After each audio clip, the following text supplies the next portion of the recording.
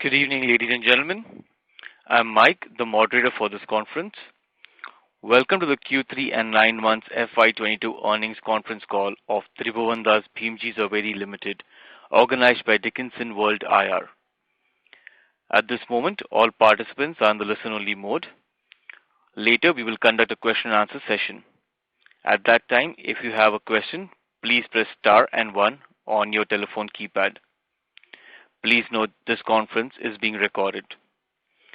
I would now like to hand over the floor to Ms. Pushpa Mani. Over to you, ma'am. Thank you, Mike. Good evening, everyone. I welcome you all to the earnings call of TBZ Limited for the third quarter and 9 months ended FY22. Today on this call, the management of TBZ Limited will be represented by Ms. Binaisha Zaveri, Whole-Time Director, Mr. Saurav Banerjee, Chief Financial Officer. Before we would get started, I would like to remind you that remarks made today might include some forward-looking statements, and actual results may differ materially from those contemplated by forward-looking statements. Any statement made today on this call is based on our assumptions as on date, and we are under no obligation to update the statements as a result of new information or future events. I would now invite Ms. Binaisha Zaveri to make the opening remarks. Thank you, and over to you, ma'am. Good evening, everyone. I would like to welcome all of you to the earnings call of Tribhovandas Bhimji Zaveri Limited for the third quarter and 9 month results of the financial year 21-22. All our stores were fully operational during the quarter, and we displayed strong revenue growth of 45% in 9 months FY 2022 on the back of continuous improvement in footfalls and improved customer sentiment. Our constant focus on innovative jewelry designs, attractive schemes, and consumer-centric behavior has yielded its results with increase in new customer walk-ins by 55% as compared to quarter 2 of FY 2022. We focused on investing in customer communication, brand building, and brand promotion to further strengthen TBZ's positioning as a one-stop jewelry destination to cater to all occasions, wedding and everyday jewelry. During the quarter, the company designed various community-specific and product-specific tactical campaigns, which received overwhelming responses from customers. Our Friends of Bride campaign was very well received on social media and digital channels with more than 2 crore views. We are fully geared up to reap the benefits of the wedding season with adequate levels of inventory across stores, offering a wide range of designs. Our balance sheet remains strong and well leveraged, which gives us enough headroom for growth. Going forward, our focus will be on margin improvements, robust revenue generation, customer acquisition, without compromising on cost control measures. Customer preferences for branded jewelry is clearly evident, and with our continuous effort towards product innovation, launch of new collections, and brand promotion, the company shall be strongly positioned to gather further momentum in the marketplace. I would now like to hand over the call to our CFO, Mr. Banerjee, for a quick overview of the financial performance. Thank you, and over to you. Thank you, ma'am. Good evening, everybody.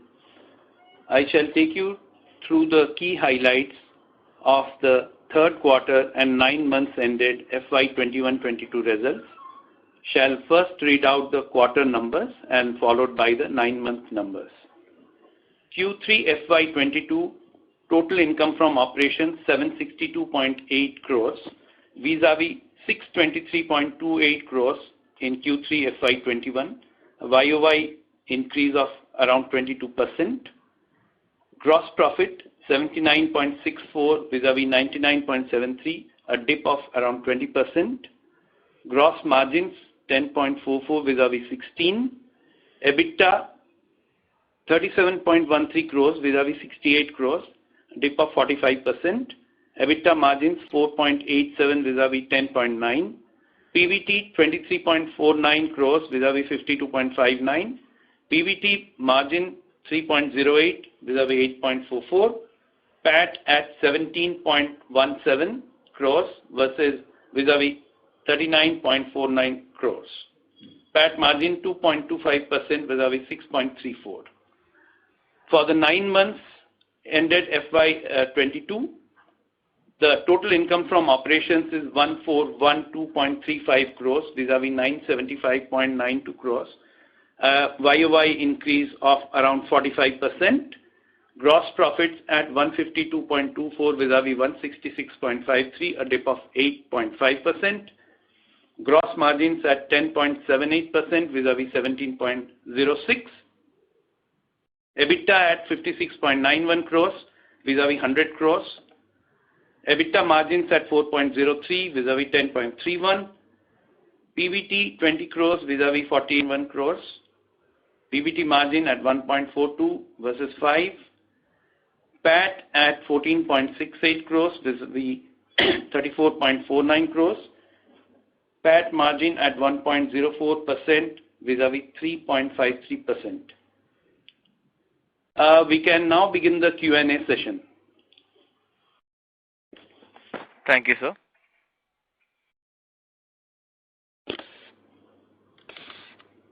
Anyone if wishes to ask a question, please press star and 1 on your telephone keypad and wait for your turn to ask a question. If you would like to withdraw your request, you may do so by pressing star and 1 again.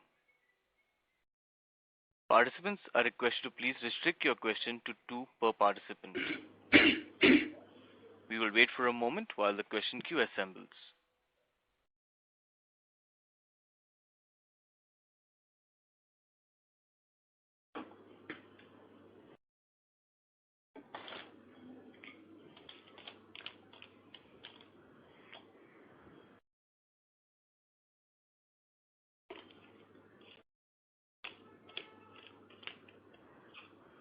We have the first question from the line of Mr. Ronak Agarwal from Robo Capital Incorporation. Please go ahead. Yeah, so my first question is what are the growth plans going ahead? Is there any revenue guidance and any margin guidance? Our margins have changed year on year and on quarter basis. So what we are expecting going ahead? Yes, I can give you some flavor of what we would like to achieve in the near to medium term future.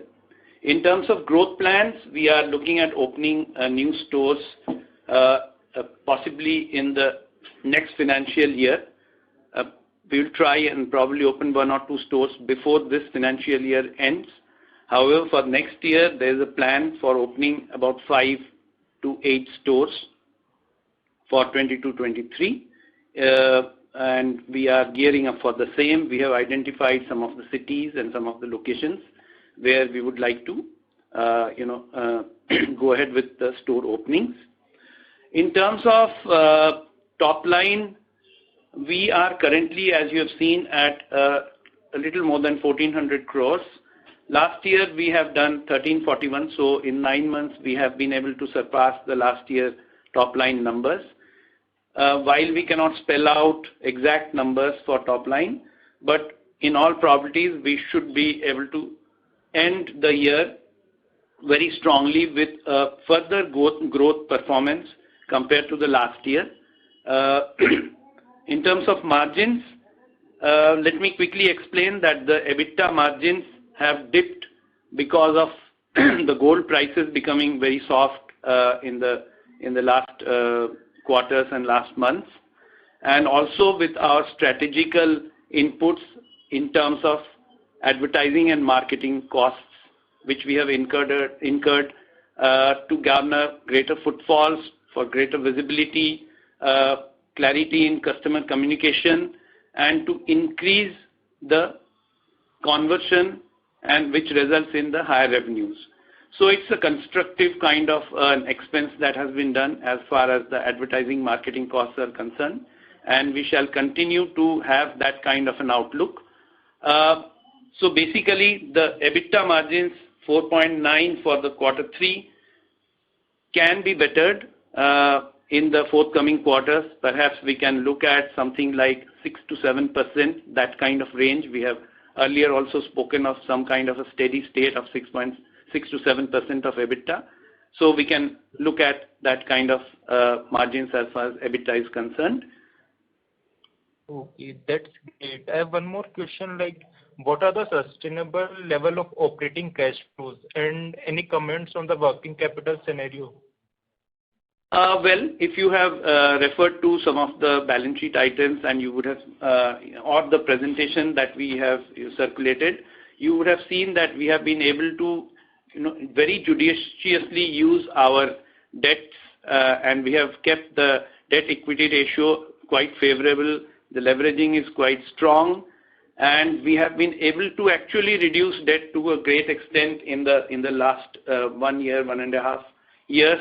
Cash flow has been fairly strong. It continues to be strong. It is quite adequate, and we are well positioned to gear up for the growth plan for opening new stores.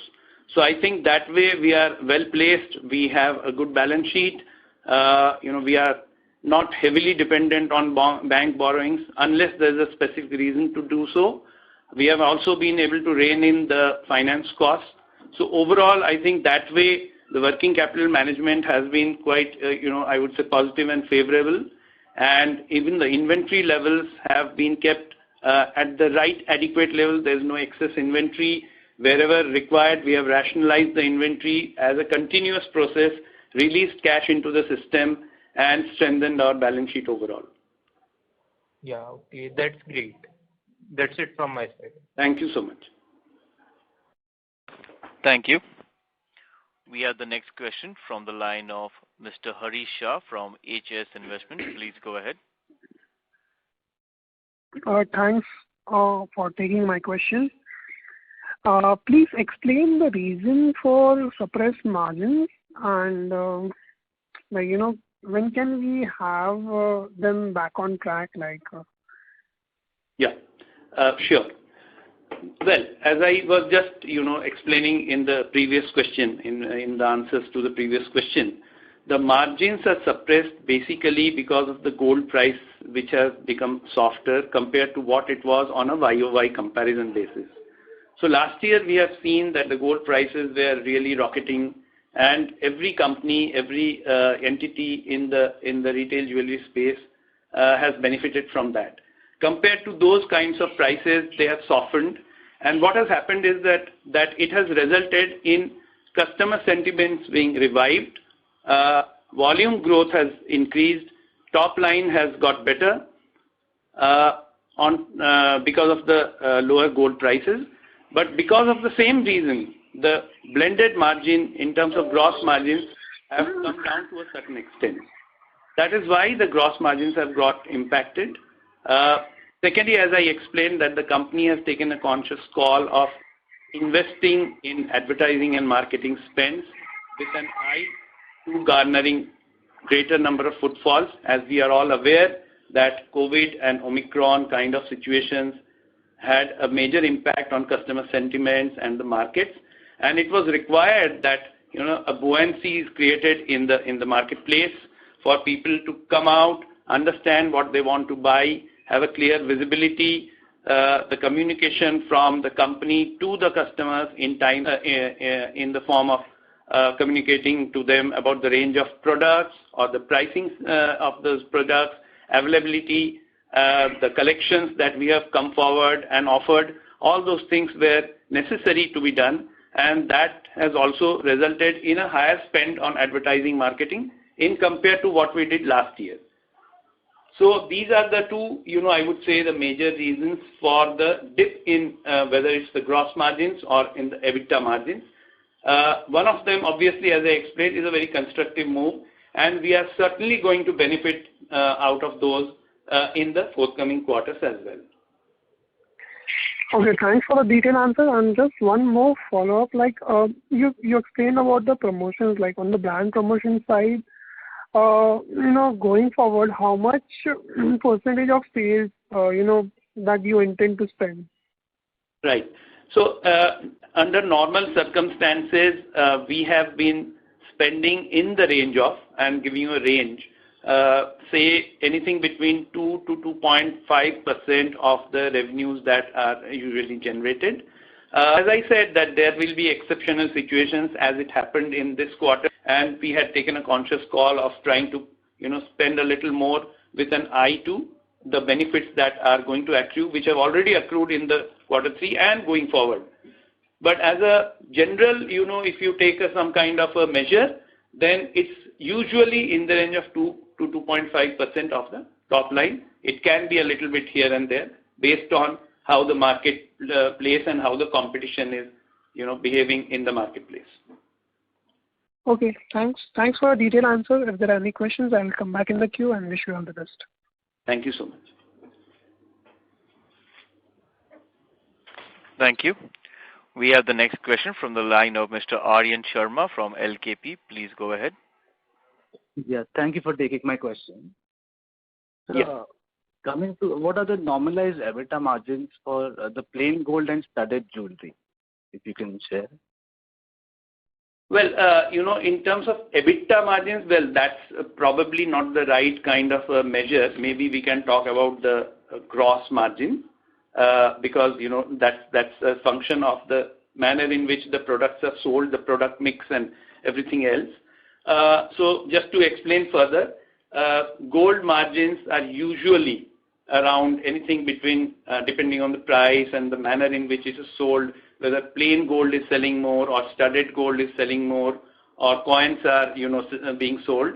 It can range anything between 10 to 12, 13%. Coins will have a much lower percentage, followed by plain gold jewelry, which has a higher percentage of margins, and followed by studded jewelry within the overall gold category. As far as diamonds are concerned, the range is anything between 30 to 32% approximately. Diamond is a completely separate category. In comparison to gold, as a thumb rule, one can sort of say that it's about 3 times the margins that one can generate from sale of gold jewelry. And so the product mix becomes very significantly important, and the company is always striving to ensure that there's a healthy product mix between gold and diamond. The percentage increase in the product mix in favor of diamond helps to increase the margins substantially. Okay. So coming to my next question, like in spite of the increase in sales during this quarter, the margins have substantially reduced. So yeah. By when can we expect the improvement in margins going ahead, and what would be the margins that we are targeting? Yeah. So, I just explained in the previous question as well, and in fact, just now to your first question, that what's the reason for the margins to have dipped.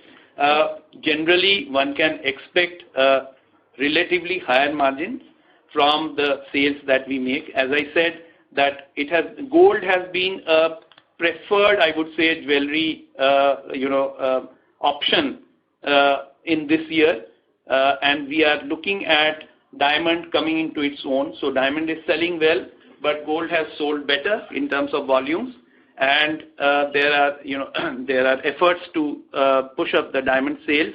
Once that happens, the overall margins are likely to improve from what they are as on today. However, if we were to compare purely with last year, then yes, that's not a very, I would say, an apple-to-apple kind of a comparison, simply because, as I explained, that the gold prices were really high last year, and a lot of windfall benefits have been coming to all the jewelry companies at that point of time. Okay. Then lastly, a very quick question. Then what would be a strategy to improve the market share or to capture the market share? Well, as I said that, we are already working towards it. Market share is constantly improving.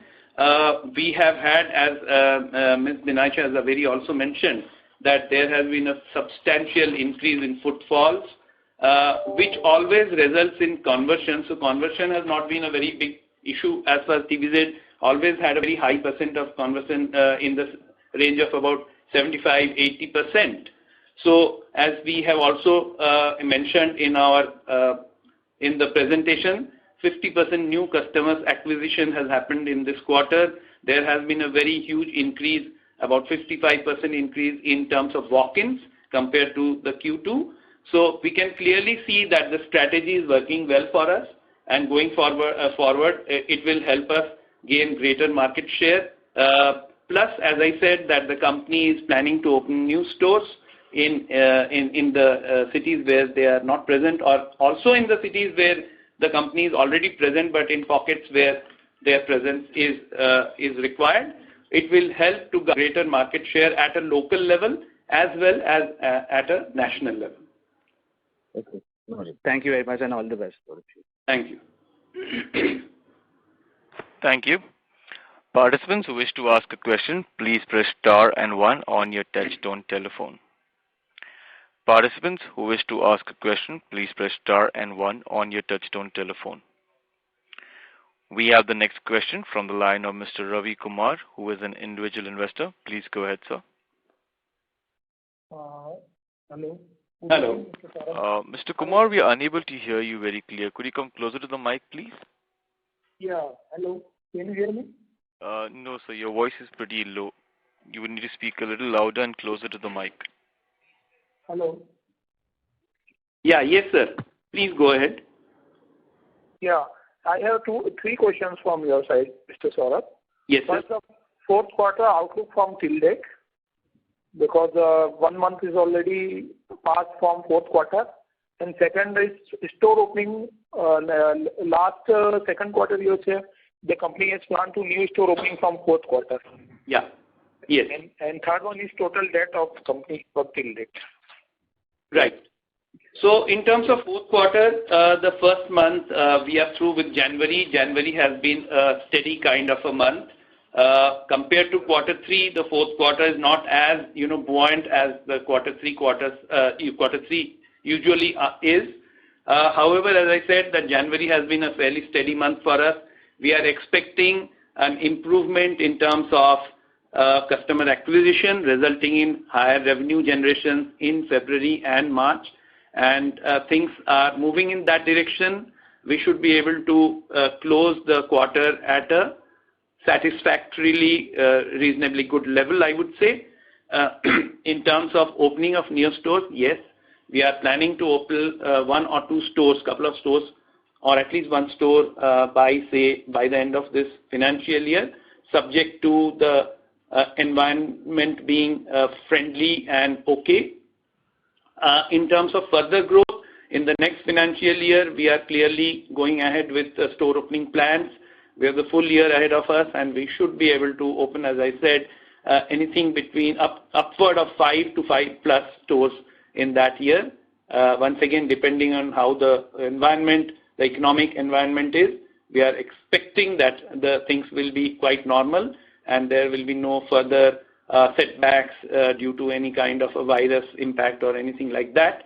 So that's how we are planning our growth endeavors. In terms of debt, currently we have, as on 31st December, we have a debt of around 407 crores on our books. Okay. Thank you, sir. Thank you. Thank you. Yeah. Thank you. We have the next question from the line of Mr. Mihir Desai from Desai Investments. Please go ahead. Thank you for the opportunity. My question revolves around the online business. If you can throw some light on online sales for the quarter. Yeah. See, as far as online sales are concerned, we have explained earlier also that the online presence is not something very significant at this point of time. While we have been present in marketplaces like Flipkart, Amazon and the likes, but what we are doing is that we are internally, gearing up for a much better and greater online presence in terms of TBZ's own, I would say, platform or its own marketplace. Currently, nothing of significance to really mention in terms of online share in the overall scheme of things. But as I said, that the plans are there and the work is happening internally, and you will get to know, sooner than later what exactly we are, trying to do and how we are going to launch our online presence in a more significant and visible manner. Okay. So just to understand the margins for online sales and for the store, what would be the difference between those? Nothing really. No difference in margins in that sense. Okay. Okay. And sir, just one on the competitive intensity, like what is the competitive intensity which you are facing or you are seeing for the online channel basically? Well, as I said, there are people, there are brands who are doing pretty well online, and the competitive spirit or the competitive environment is very clearly visible. However, I would hasten to add that online market or marketplace for jewelry in India, I think is still a work in progress. I would not say that it has really matured. It's a work in progress. People are trying to understand that and figuring out how well to perform in the online marketplace. In terms of TVZ's competition, as I said, that TVZ's presence is not really much. Hence, in that sense, no real competition because the presence is very, very minuscule, I would say, at this point of time. Going forward, obviously, there will be competition, and that's why I said that we shall be well prepared to face that when we finally launch our online presence in a significant manner. Sure, sir. Sir, for the further questions, I'll join the queue. Thank you so much. Thank you. Participants who wish to ask a question may press star and 1 on their touchtone telephone. We have the next question from the line of Abhishek Kumar from Share Giant. Please go ahead. Hello, sir. Thank you for taking my question. So my first question is, what kind of impact Omicron had on the sales? And also, if you can give a color, what could have been the normalized sales if the impact of Omicron would not have been there in the quarter? Right. Well, as we know, COVID and followed by Omicron. Omicron, obviously, to a certain extent was there, and the impact of that has been felt. But I think the impact has been not really much. It has been, just a passing kind of an impact after what happened during the first and second wave of COVID. I think the company has learned very well from the past experiences, wave 1, wave 2, if I may say so, and was very well prepared to face a wave 3. Fortunately for us, the wave 3 in the form of Omicron has not been as severe or as deadly as the previous 2 waves. And while, yes, there would have been some kind of impact on top line, on customer movements, etc., but it has not been really felt. There's nothing significantly, unfortunate which has happened in quarter 3 due to Omicron, which is really, very fortunate for us and for everybody else. So that way, I think, one is that we had the good fortune of nothing really very severe happening. Secondly, I think the company was well geared up and well positioned to meet the challenges that would have come up had Omicron been a little more severe kind of impact. Sir, that's very heartening to listen. So, sir, my second question is, what is the gross margin breakup for studded and plain gold jewelry for the quarter and 9 months? And how do you see, sir, playing out in the future? Well, as I explained a short while earlier, the gross margins depend on the kind of jewelry that is sold. So I said that the plain jewelry always has a relatively lower gross margin than a studded jewelry, and the diamond jewelry will have a fairly higher margin than the gold jewelry. Now, within that, the nitty-gritties, we can probably discuss separately, not right now. But as I clearly said, that the gross margins were impacted because certain price-related, scenarios, let's say. And it's not that this quarter's gross margins have been very, very poor. Obviously, they could have been better through a better product mix. But it's just that last year the margins have been really, really, significantly higher because of much higher gold prices. So in terms of future, I would not really say that there is a big challenge on gross margins. Obviously, volatile gold prices do not help anybody. A steady state always helps both the buyer and the seller. Customers feel more comfortable in a steady state environment. So I think, going forward, the challenges will be there, but that will be the normal kind of a business scenarios. Thank you, sir. That answers my question. Thanks. Thank you. Thank I will you. again join the queue. Thank you. Thank you. We have the next question from the line of Neha Sharma from Pearl Global Investment. Please go ahead. Yeah, hello. Thanks for the opportunity. Sir, so I have a question. So as you see, the people's preference is changing. They are preferring more light jewelry compared to the heavy jewelry. So will we have an impact on our sales as heavy jewelry sales per unit is more than lightweight jewelry in our business? Well, TVZ moves with times and changes, according to the need of the hour or the preference of the customers. That's one of the, reasons why TVZ has always remained as, one of the topmost brands in terms of brand recall. So, well, I mean, there is a market or there is a budget or there are customers who would want to go for heavy jewelry. It depends on the occasion also. So if it's a wedding, then heavy jewelry or larger kind of grammages of jewelry or caratage of diamonds are what people are looking at generally for weddings and such other significant occasions. But if it's something which is let's say a daily wear kind of item or a birthday or some such occasion, then people are equally willing to buy the lightweight jewelry, the smaller pieces, which are relatively easier on the pockets. So as far as the company is concerned, we have a full range of such jewelry, whether it is the wedding space, which has always been the forte for TVZ. TVZ has always been known and regarded as the number one player in the wedding jewelry space.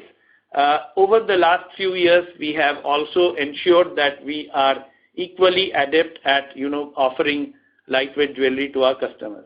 So I do not think that there is a the change in kind of generation of top line will happen because whatever sells is there with us, whatever the customers demand is there with us, and we have the entire range, whether it's dependent on a community or it's dependent on an occasion or it's dependent on individual preferences and budgets. We have that kind of range, we have that kind of offering. Okay. And sir, do you have any specific plans to target, especially for the light jewelry market? Well, as I said, we are already, having a fair percentage of our overall jewelry, let's say, which is being sold. So we have a full range of lightweight jewelry. Obviously, again, as I said, that trends and and designs keep on changing. Customers' expectations keep on changing from time to time. In fact, faster than what used to happen earlier, and hence the company keeps pace with that. It's dynamic enough to read the mind of the customer to understand what they are looking at and then come up with the newer collections. In the light jewelry space also, the same thing applies. Okay. Okay. So, what is the company's strategy for branch expansion going ahead? And also, would you be interested in better penetration in the states we already exist, or are you looking to expand in newer geographies? Well, yes, I just explained, and I will just quickly once again explain to you that we are looking at opening new stores in new geographies, new cities, new states, as well as the states or the cities where we are already existing. So it's a part of the overall strategy. It depends on what markets we want to be in. where we think is the right place, the appropriate market, the appropriate kind of demand generation which is happening for a company like TVZ. So naturally there will be a top list, and then there will be a second list kind of a thing. And we are open, and we are planning to open stores in new cities as well as existing cities. For example, we may wish to open, and we shall probably be opening stores in a city where we are existing, like Mumbai or maybe Hyderabad or Kolkata. And we are also looking at opening stores in newer cities, let's say Varanasi or somewhere in the south, or Bhubaneswar, or any other cities in Gujarat or Maharashtra itself. So it's a two-pronged strategy. One is new markets and one is existing markets where we want to grow. Okay. And any plans on how many number of stores are planned to open in next coming 1 year? I just said, maybe, in the range of 5 to 8 stores in the coming 365 days, if I may say so. Okay. And how much would be the capex involved in that? Capex, well, not really much. It will be a very small amount actually. Let's say if I open 5 stores, probably about at max 6 to 7 to 8 crores, something like that. Okay. Okay. Fine. Okay. That's it from my side. I'll join the queue again. Thank you, sir. Thank you. Thank you. Participants who wish to ask a question may press star and 1 on your touch telephone. Participants who wish to ask a question may press star and 1 on their touchtone telephone. We have the next question from the line of Harish Shah from HS Investments. Please go ahead. Thank you for taking my question. Just wanted to know, how is this Kalpavriksha scheme doing currently, and can you mention about the contribution for this Q3 or FY22? Yeah, sure. So it's the savings scheme that we have and the installment scheme, which is called the Kalpavriksha scheme. We have been doing quite well in terms of contribution to the overall sales that happens, and also in terms of garnering more and more customers who are enrolling into the same. For the 9 months, we have a contribution more than more than 100 crores in terms of sales being generated from KP, and the amount continues to grow. In terms of number of customers, I don't have exact number right now, but it's an upward graph which we have seen. What we have done is that we have offered various kind of products under the KP, overall KP, bucket, let's say. There is something which is for the 9 months. There is another one which is for a shorter duration of 6 months to suit everybody's requirements and timelines.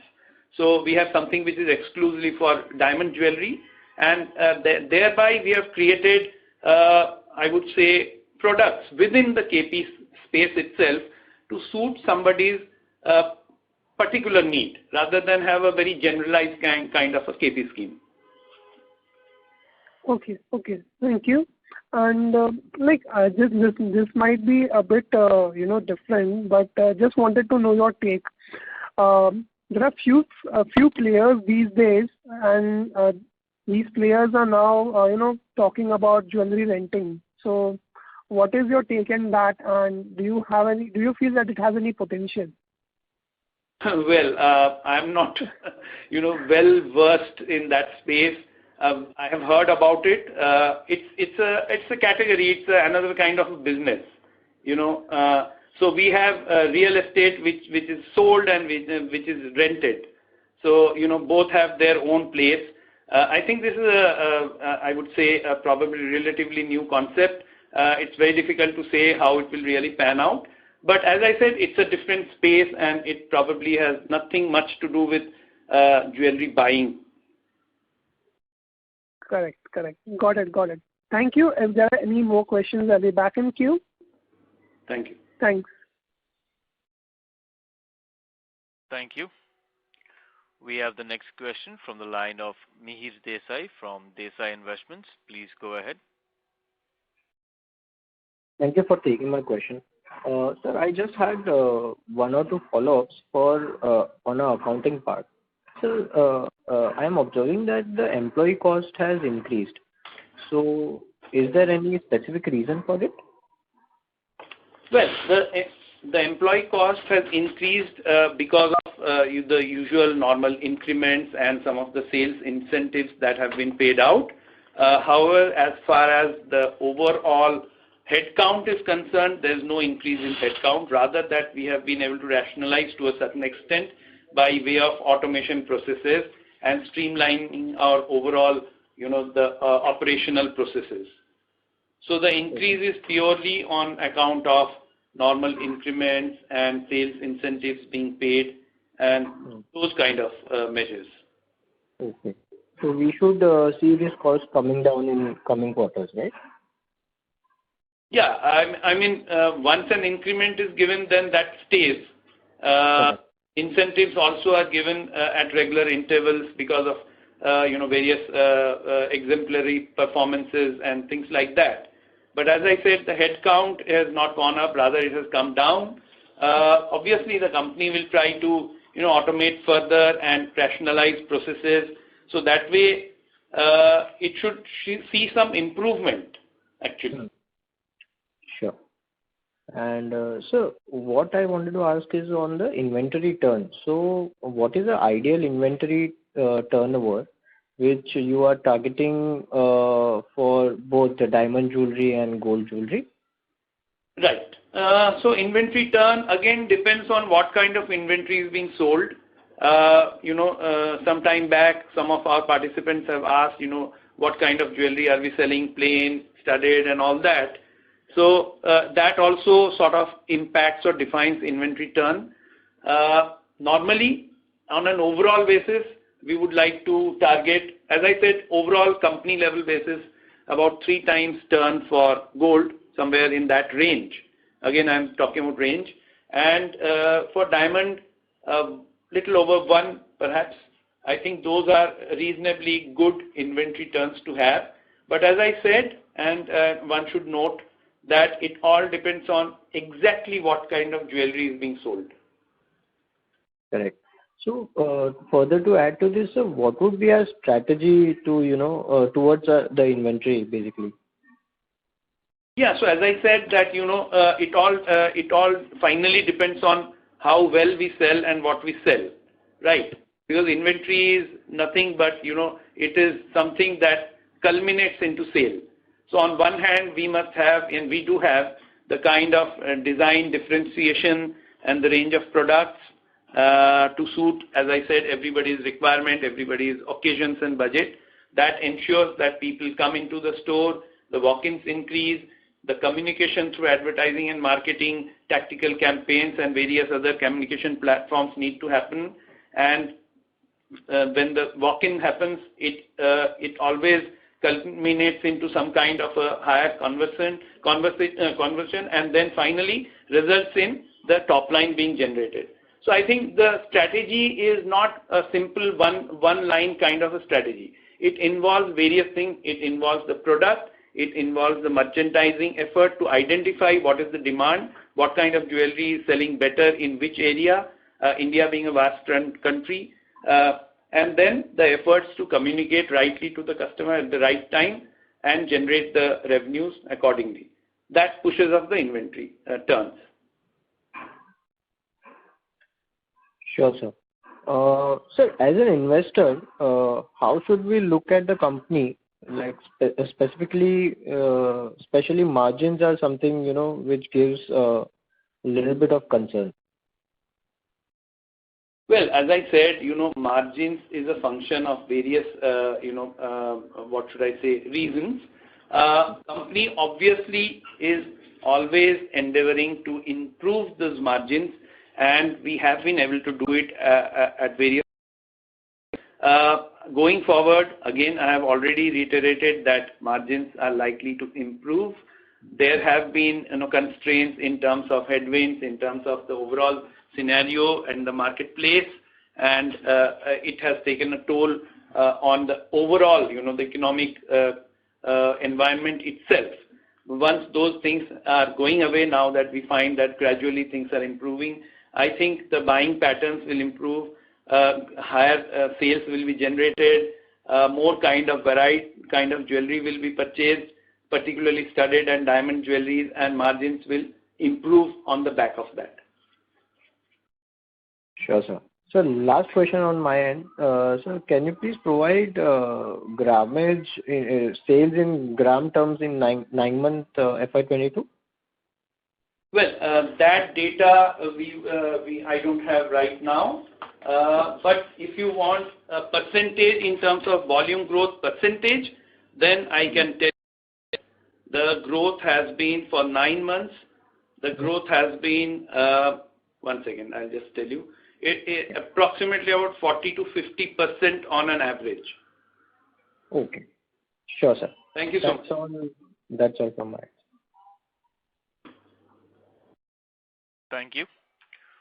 We have the next question from the line of Ritu Gupta from Bliss Consulting. Please go ahead.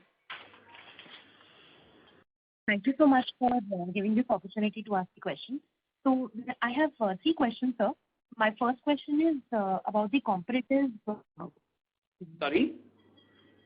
Hello? Yeah, hello. Yeah, please go ahead. Yeah, so my first question is, how is the competitive intent? Are you referring to competition? Something to do with competition? Yeah. Okay, so fine. Well, retail jewelry space, at least in India, is really a competitive space. Lots of players, whether they are national brands or regional strong brands or even the mom and pop shops. So it's all there, and everybody is trying to vie for market share. So yes, competition is quite strong, very heavy, and one has to take that into account, study what they are doing, and also strategize to counter the competition. So that is there.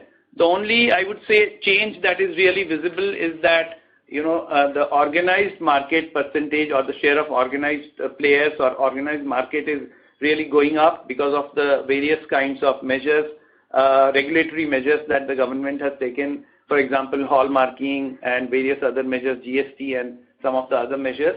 And so, the unorganized sector is under some kind of a stress, and it's really not doing too well and may whittle down to a lower kind of a percentage.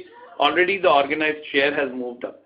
So that is one significantly important thing. So that way one can say that competition is, what should I say, to a certain extent falling away in terms of the mom and pop shops, unorganized sector. Within the organized sector, there is quite a stiff competition. And as far as the company is concerned, I have already explained in some of the past answers that company has strategized well enough through its marketing, advertising campaign, through its offering of new collections and various other such strategies to deal with competition effectively. All right. And my next question is, sir, you just mentioned that gold prices softening has impact on margins. So could you please elaborate on that? Basically, sometimes one can get to see that gold prices really start moving up very rapidly, as it has happened in the past, and naturally that contributes to the overall margin in terms of the price itself. So these things and the price volatility can go either way. It can impact the margins positively or adversely as well. But I always maintain that this is part and parcel of the business. These kind of movements keep on happening and should not be considered from a long-term perspective. If gold is volatile, everybody knows it, and we are in this business space, and we need to live with it, and that's what everybody does. Okay. Thank you so much, sir. And the last question is, what is the capex required for opening a single store, and how much sales does store generate in 0 to 3 years? See, capex as far as single store is concerned depends on the size of the store and also to a very lesser extent on where we are opening a store. based on cost of living and various other things, infra costs and all that. But as a general kind of a reference, let's say if it's a 2,500 to 3,000 square feet of store, then in all probabilities the capex will be approximately around 1.5 crores or thereabout. If it's a smaller store, then it will be closer to 1 crore or maybe even less than that.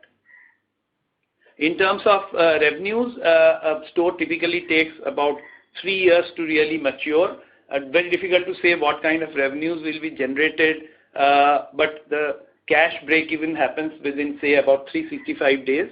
Maturity usually within 3 years. All right. Thank you so much, sir, and all the best for the next quarter. Thank you. Thank you. Thank you. There are no further questions. I now hand over the floor to Ms. Pushpa Mani for the closing comments. Thank you, everyone, for joining us today for this call. In case of any further queries, you can get back to us on our coordinates provided in the investor presentation. Thank you. Thank you. On behalf of Tribhovandas Bhimji Zaveri Limited, that concludes this conference. Thank you for joining us, and you may now disconnect your lines.